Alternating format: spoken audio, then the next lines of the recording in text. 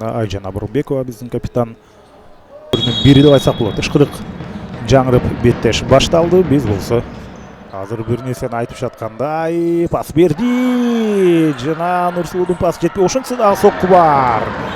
Жана сокку алыскы бурушка.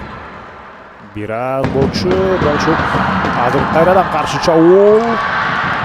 Айжан Абурбекованын тобун болчу ушул жерден жакшы ойноп койду жекеме-жеке. Жана пас бош буруш гол.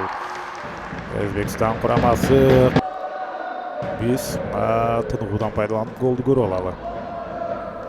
Ушул Феруза Турдибоева менен Мафтуна Шоимованын аткаруусундагы гол. Албетте алмашуулар менен топту сактап калышты. Аклай жана экинчисинде карасаңыздар ден соолугун тобокелге салып Хирова өзбекстандык. Азыр болсо бул жерде ойлонбостон түз дарбазаны көздөй узатты. Экинчи гол демек анын пайдасында.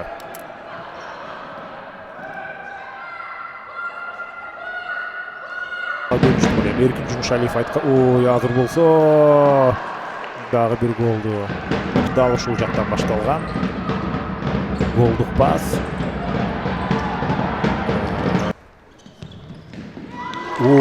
Азыр кандай сейф.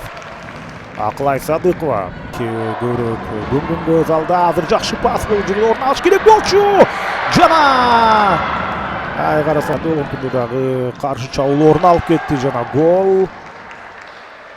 Ошол эле кезектеги каршы чабуул Мафтуна Шаимова мына кирип барда сол буту менен алыскы бурушка тепкен. Бильярддагыдай тактык бул жерде орун алып кетти. Ал дубль жасады. Өткөн оюнда, биринчи оюнда да дубль жасаган.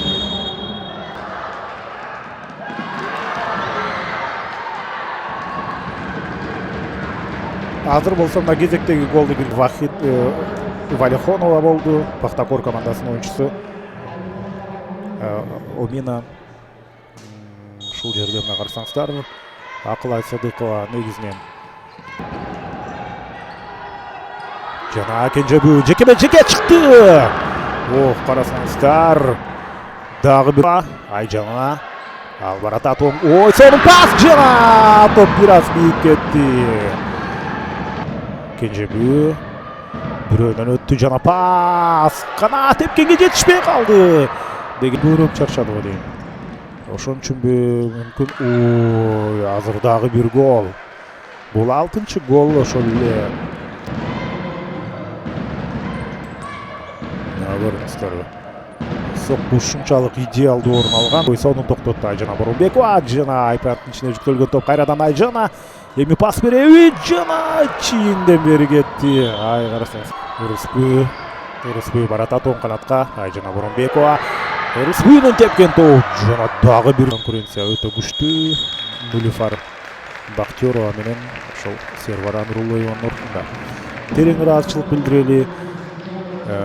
Ушунчалык болгон күчү